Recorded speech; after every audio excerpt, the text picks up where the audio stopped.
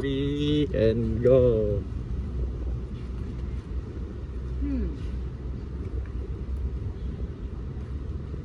Game. Magandang araw po sa inyong lahat. Magandang araw, Doc Calano. Ako po si Daniel Aureliano.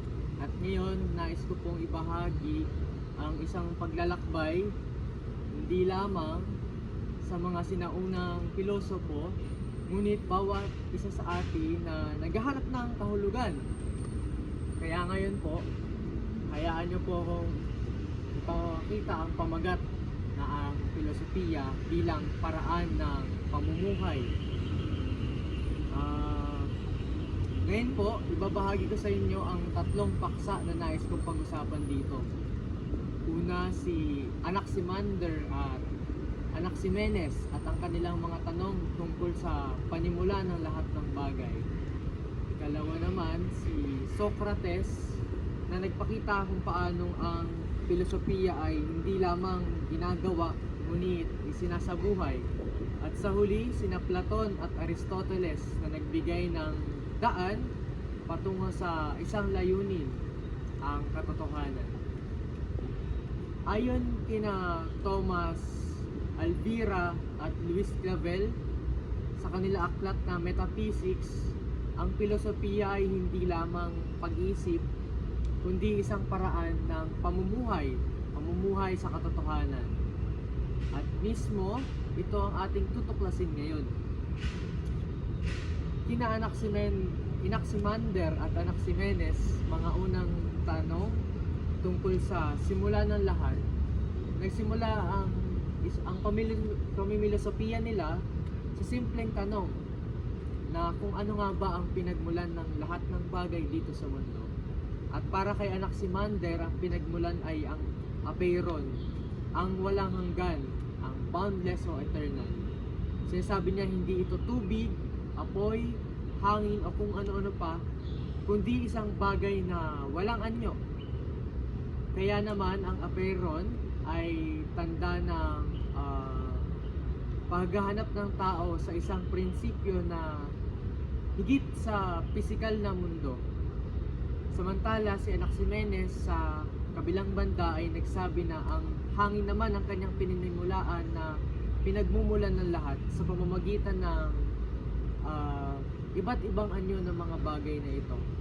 Tulad ng binanggit sa the pre-Socratic philosophers na Kierkegaard at Scofield, for Anaximenes, air is both material and divine.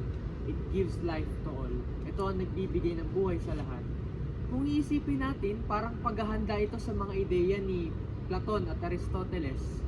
Tulad ng apeiron ni Anaximander, isang realidad na higit sa material, at tulad ng hangin ni Anaximenes o air, ipinakita ni Aristotle na ang substance o ousia ay naroon mismo sa mga bagay.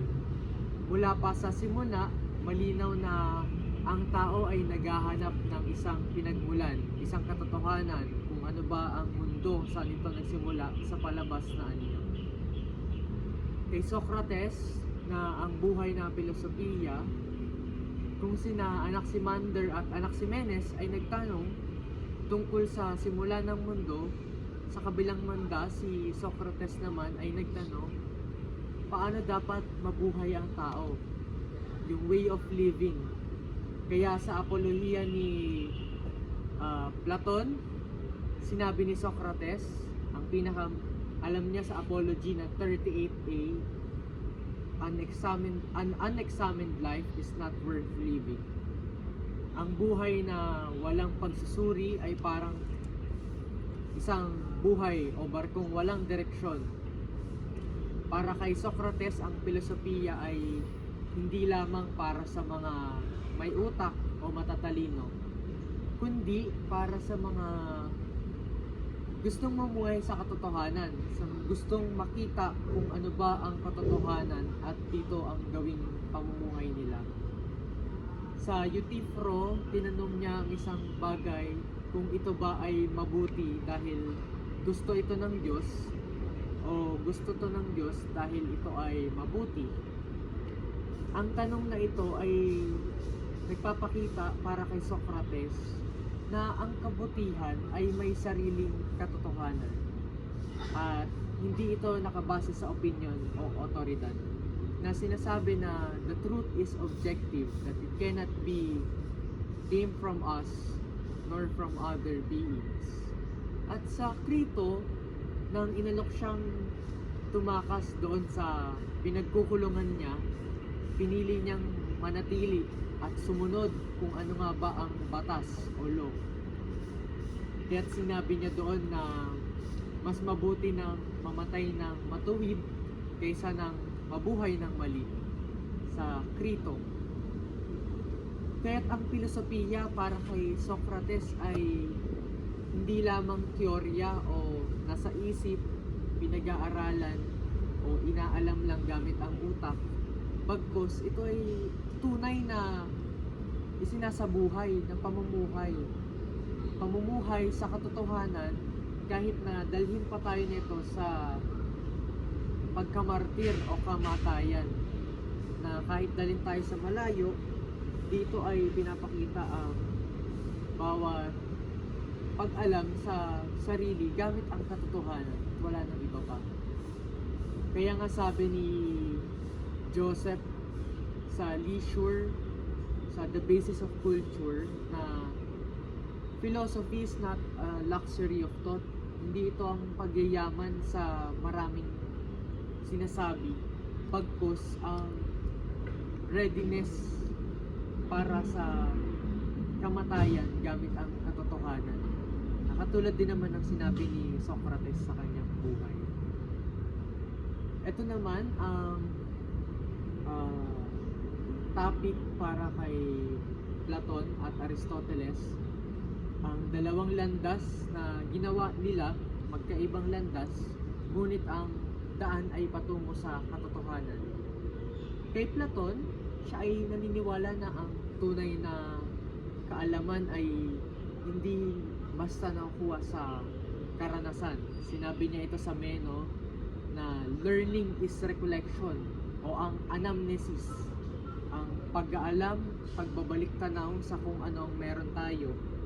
Dahil kay Platon, kung ating maaalala, ang ating kaluluwa bago pa tayo ipanganak ay nakikita na ng ang mga katotohanan, at ang pagkatuto ay isang paggunita lamang o ang sinasabi niyang anamnesis, na tayo ay nabubuhay ngayon gamit ang reincarnation, na ito ay alam na natin, at ang kailangan lang natin habang tayo nabubuhay bilang tao ay alalahanin muli ito, alamin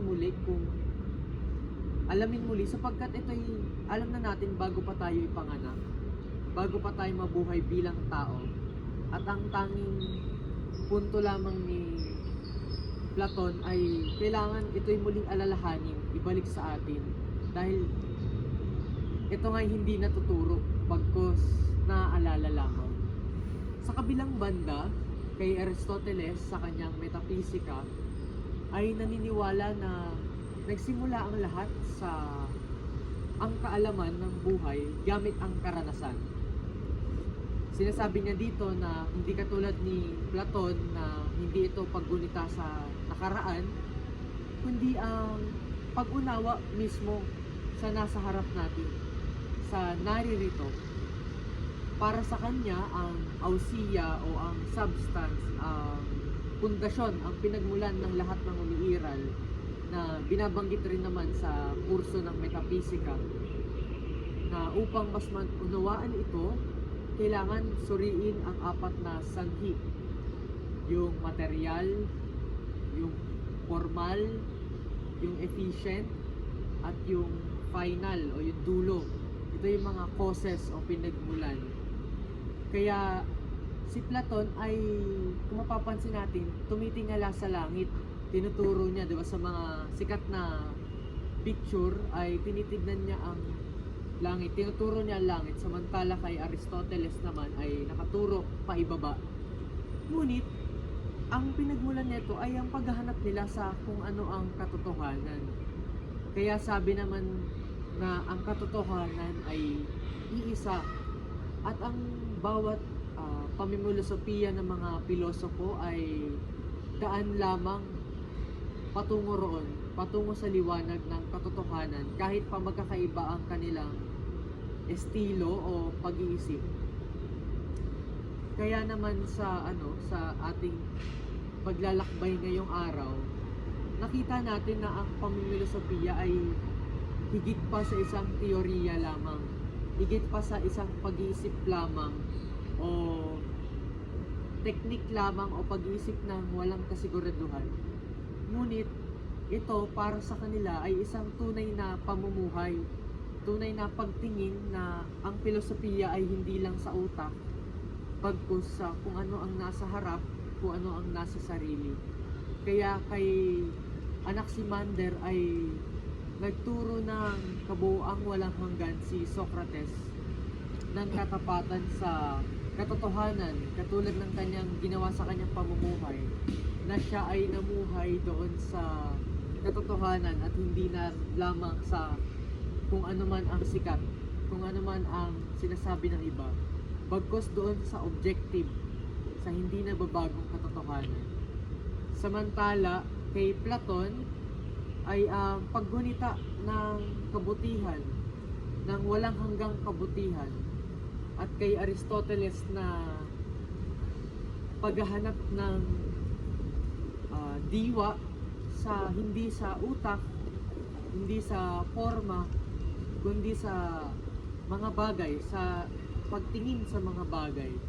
Kaya tayong mga nag-aaral ng filosofiya, sa tingin ko, lalo na bilang ako, seminarista, o kami, mga seminarista, ay may pagtawag rin naman na mamuhay hindi lamang sa normal na pamumuhay ng tao, bagkus ang pagtawid pa doon sa mas pagdinilay, mas makatwiran, mas tapat na pamumuhay, lalo na ngayong angkop ito sa nangyayari sa ating bansa at ating mundo.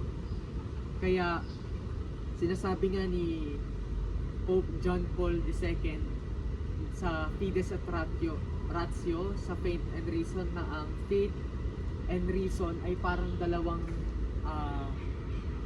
pakpak na kung saan hindi lamang pananampalataya ang kinakailangan, bagkus kinakailangan din ng pag-iisip. At ganito rin naman sa pamimilosopiya, na hindi lamang kung ano ang nakikita, yun na ang pinaniniwalaan, bagkus kinakailangan na mas maglalim pa ito, mas maunawaan pa ito, na ang pamimilosopiya ay nanggagaling sa utak dahil tayo ay may nakikita. May nakikita dahil may nangyayari. At ito ang simula ng pamimilosopiya ng mga sinaunang pilosopo na sa simpleng pagtuklas kung saan nagsimula ang mundo. Kaya ngayon, ang hamon sa akin ay manatiling tuklasin pa kung ano ang mundo, kung saan nagsisimula ang mundo, at sa panahon ngayon kung saan nagsisimula ang mga gulo sa mundong ito. Sa tingin ko ito yung pinakamagandang makita sa pamimilosopiya na ginagawa ko sa pag-aaral dito sa seminaryo. Kaya't sana ay may natutunan kayo na ang pamimilosopiya ay hindi lamang teorya, bagkus ito'y pamumuhay.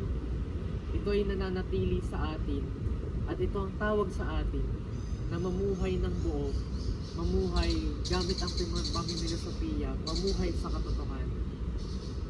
Maraming salamat po.